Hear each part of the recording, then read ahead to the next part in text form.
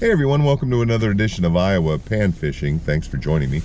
It's rainy today, and I seem to catch fish when it rains. But typically this isn't really good weather for fishing. And I'm going back out to a lake I visited for the very first time just yesterday, a lake in a large park here in town. And I'm going to recon another part of this small lake. The fishing I did yesterday, and if you saw the last video I posted, that's where I was. I covered maybe 20 yards, 20, 30 yards of shoreline the entire time I was there. There was no reason to leave because the fish were biting. But I'm going to try another part of the lake to see how well the bite is in other parts along the shoreline. And so, while I do want to catch fish, my focus for this video is going to be why I think this would be a good lake to take kids fishing.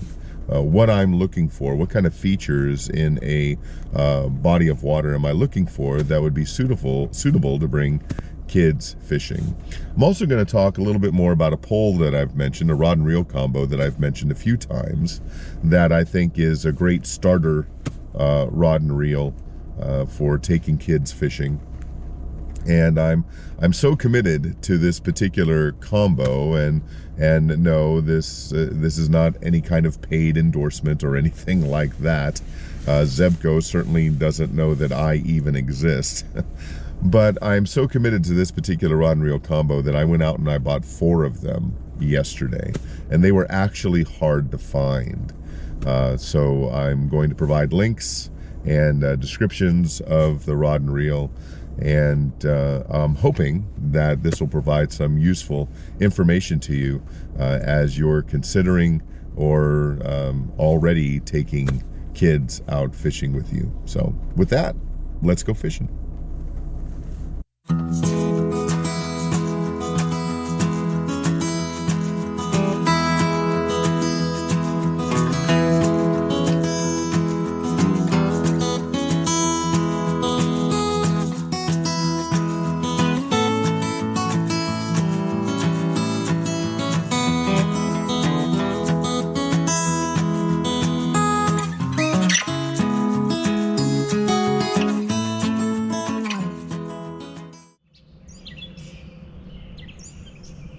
There you go. Got him. All right. Okay. Fish number 1. Ooh, what are you? Oh, bass. Nice.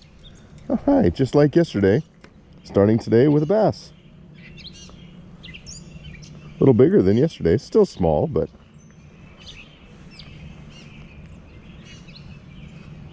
there you go. Nice little bass.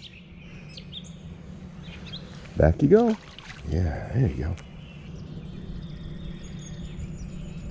Oh, got him. Oh, he feels good. Come here, come here. What are you, another little bass, or are you a bluegill this time?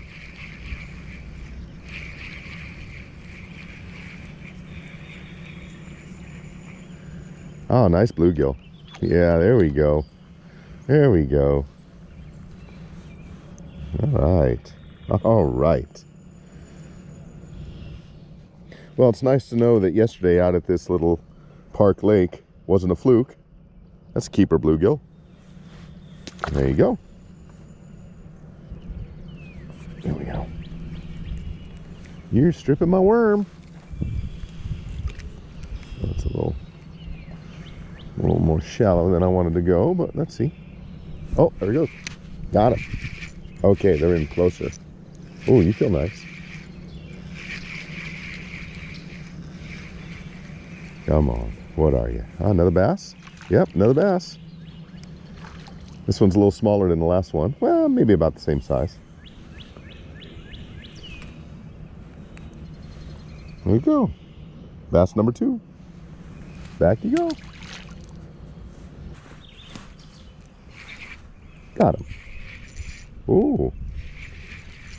A little more fight on this one. Another bass. No. No, that's a nice bluegill. Oh, look at that one. Look at this one. Now, some someone commented on my last video that they've never caught any keepers out of here. Well, that's a solid 7-inch bluegill, maybe. Heavy. Certainly a couple of fillets on that one. That's a beautiful little fish, and got that one on a redworm, only about a foot or so off the shore. This quarry, it's a filled quarry, deepens pretty quickly, and so I'm getting bites real close to the shoreline. There we go. Back you go.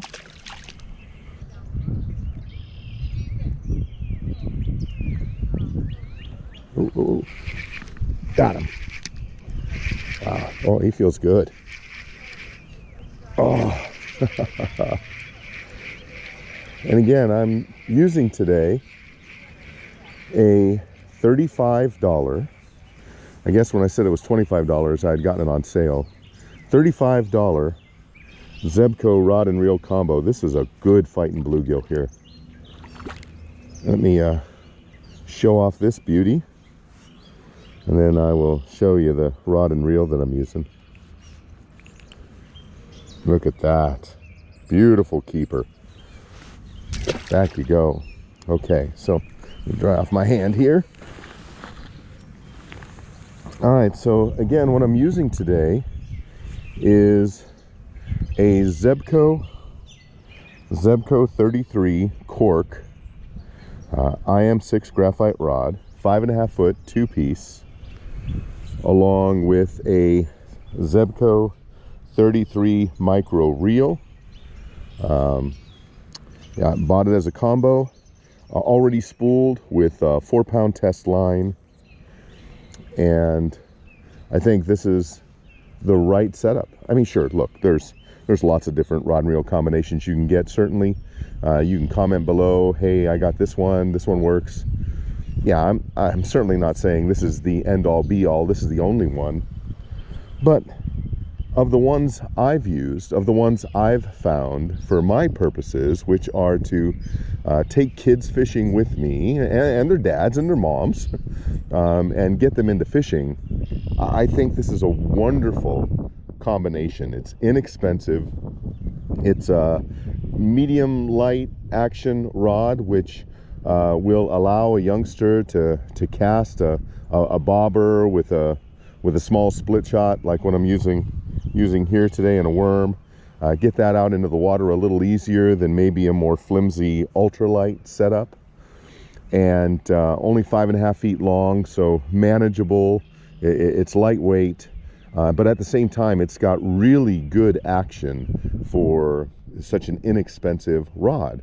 And so as the kids are bringing in the fish, they're going to feel the fish. A good bluegill is going to make the kids go ooh and ah with this rod and reel, and I really like it. And again, I even went to the Zebco site yesterday. Went to the Zebco website yesterday and could not find this combination on their website. They had some spin cast combinations with this rod, I believe, on the site. But I prefer a spinning reel to a spin cast reel, even for the beginner fisherman. And I searched Amazon, couldn't find them.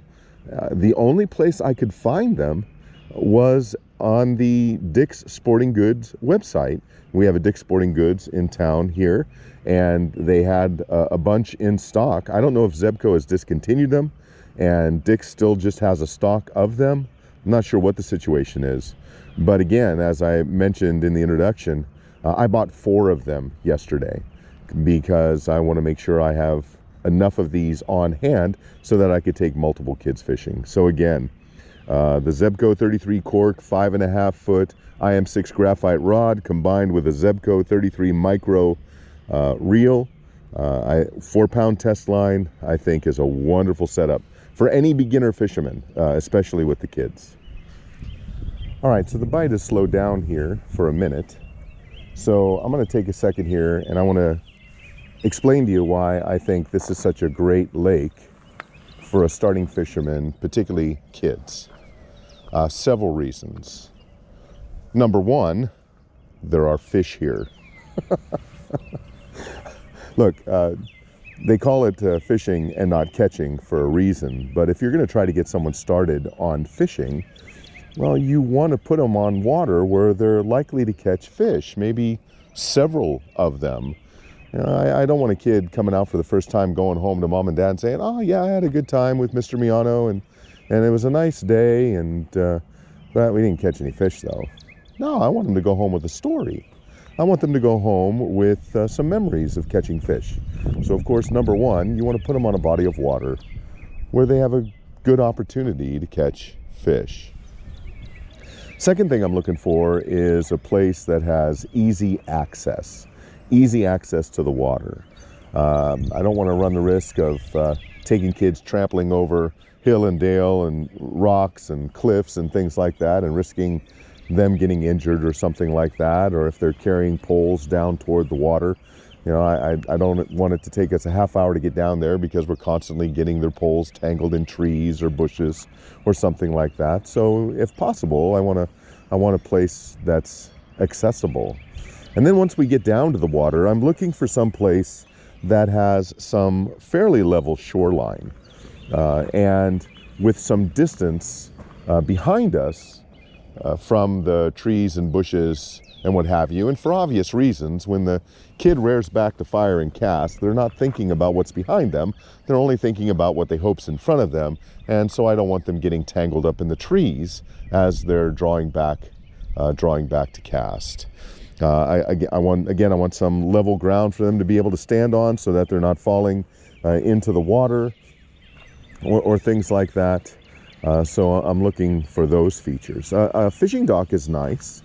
You know, if the lake has some water and that fishing dock is in an area where you could find some fish, well, that's a good level platform where you could put gear. You have fencing around this particular dock, so you can lean your poles up against the fence instead of laying them on the ground and running the risk of having a kid step on and break a rod or break the eye off a rod or something like that. So those are some of the features. And if possible, I want it to be a beautiful place. I want it to be a beautiful place. And this little quarry lake in the middle of a park here in Bettendorf, Iowa, is a beautiful place. The rock features are beautiful. It's surrounded by trees. I mean, the birds are just singing up a storm. The water's clear enough where you can actually see some of the larger fish swimming around. And I want to be able to explain to the kids I'm taking out, and most of them are kids from my church, but I want to be able to explain to them the beauty of God's creation and why, as followers of Christ, we can give glory to God by looking at His creation and acknowledging the fact that there is indeed a creator, that this didn't happen by some random chance, that something didn't explode out of nothing and become everything, but that God spoke all of this into existence. And so it gives me an opportunity to glorify God in my conversations with the kids and hopefully communicate the gospel of Jesus Christ to them. So those are the things that I'm looking for in a body of water where I hope to bring kids fishing. And this particular body of water has all of those features. Well, I hope you all enjoyed hanging out with me at the lake this morning. Another really good day of fishing. Hope the information about the inexpensive rod and reel combo was helpful. I'll put a link to that again in the description. And I hope my explanation of what I look for in a body of water to take a new fisherman out, I hope that was helpful to you. Certainly I'm not dictating any rules. These are just suggestions. It's what works for me. Maybe you've got better ideas. I certainly would love to hear them. Leave a comment below. I love chatting with the folks who enjoy these videos. All right, well, until next time, everyone, God bless, and let's go fishing.